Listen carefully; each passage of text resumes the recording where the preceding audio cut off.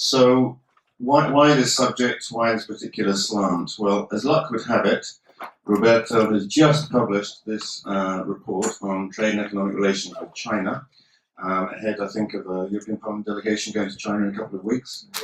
Yeah, so no doubt there'll be lots of difficult discussions and sensitive issues discussed in those meetings. And I just thought I'd put the abstract here on screen. And I'm particularly interested in, you won't be able to read it from the back, so I'll read it for your benefit. The EU's trade and economic relations with China are generally good, and the number of disputes remains within reasonable ceilings. However, the EU is dissatisfied with China's reluctance to fully implement its WTO commitments, and more generally with protectionist measures that affect EU interests. For its part, Beijing is still dissatisfied with the EU's refusal to grant the country market economy status, and has criticised the opening of a major anti-dumping and countervailing duty case on solar panels. So, some people accuse me of being an agent provocateur, and I've been accused of that in the press. So I thought let's deal with the difficult issues. Let's deal with those two particular issues today: China's market economy status, and let's deal with the solar panel case. So we've got a very interesting panel today. Before I hand over to the speakers, I just thought I'd set the scene on the subject, an level playing field.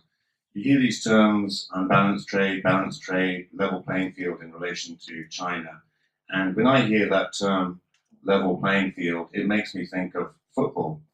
And on one side, you've got European football teams, and on the other, you've got Chinese football teams. And the question is, are they playing to the same rules? And if you think what's a goal in this context? And I guess the goal could be when a good or service is sold. So when European football teams go and play in the Chinese market, when they score a goal and achieve a sale, that's a good thing, obviously, for European football teams. When Chinese football teams come here and play and make a sale, that's good for them.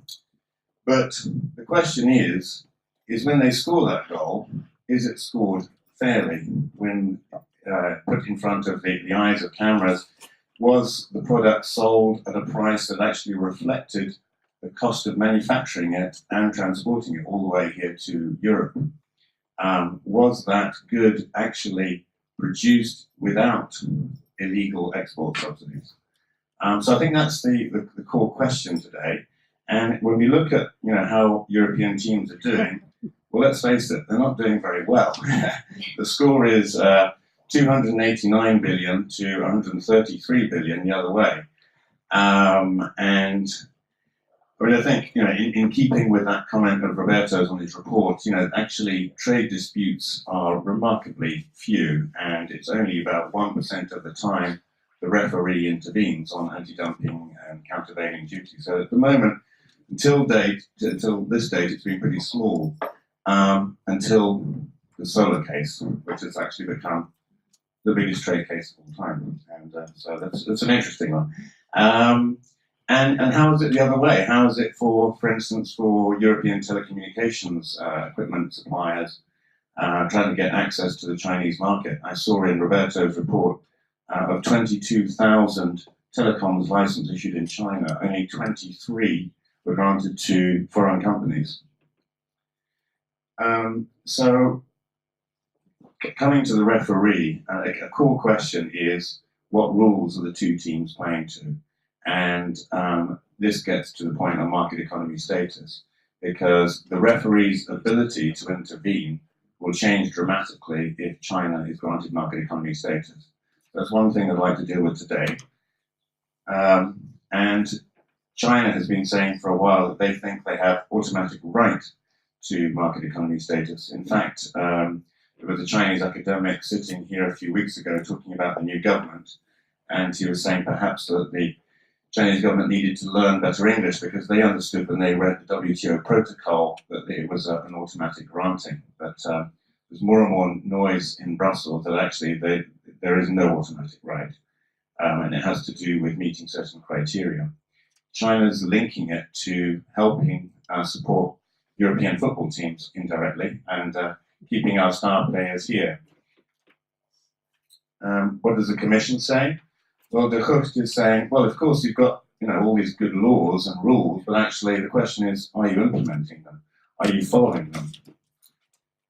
And politicians, by chance, another Belgian liberal, Guy Verhofstadt, former Belgian Prime Minister, has been quite clear on this subject in his position as head of Aldi.